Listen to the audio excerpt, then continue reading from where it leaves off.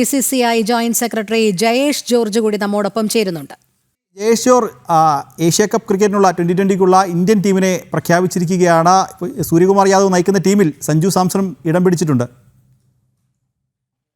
അതെ, തീർച്ചയായിട്ടും നമുക്ക് എല്ലാവർക്കും നമ്മളെല്ലാവരും പ്രതീക്ഷിച്ചിരുന്ന കാര്യം തന്നെയാണ് സഞ്ജു ടീമിലുണ്ടാവുന്നുള്ളത്. നമുക്കറിയാലോ, അദ്ദേഹം അവസാനം കളിച്ച ടൂർണമെന്റുകളിലൊക്കെ വളരെ മികച്ച പ്രകടനം നടത്തിക്കൊണ്ട് അപ്പോൾ അദ്ദേഹത്തിന്റെ ടീമിലെ സ്ഥാനത്തിന് യാതൊരു എന്താ പറയാ തടസ്സവും ഉണ്ടായിരുന്നില്ല.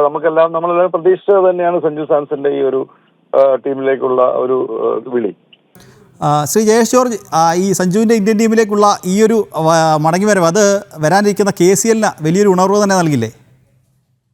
സഞ്ജു സാംസൺ എന്ന് പറഞ്ഞാൽ പേര് തന്നെ ഒരു ഉണർവാണല്ലോ. അപ്പൊ എന്തായാലും തീർച്ചയായിട്ടും കേരള ക്രിക്കറ്റ് ലീഗിൽ സഞ്ജു കളിക്കുന്നുള്ളത് തന്നെ ഒരു വലിയൊരു എന്താ പറയാ, കേരള ക്രിക്കറ്റിലെ അസോസിയേഷനും അതുപോലെ തന്നെ ബാക്കിയുള്ള പ്ലേയേഴ്സിനും ഒക്കെ വലിയ ഉണർവ് തന്നെ ആയിരുന്നു. അദ്ദേഹം ഏതായാലും അത് നമുക്കറിയാലോ, സന്നാഹ മത്സരത്തിൽ തന്നെ ഒരുപാട് പേർ അദ്ദേഹത്തിന്റെ പ്രകടനം കാണാൻ എത്തിയിട്ടുണ്ടായിരുന്നു ഗ്രൗണ്ടിൽ.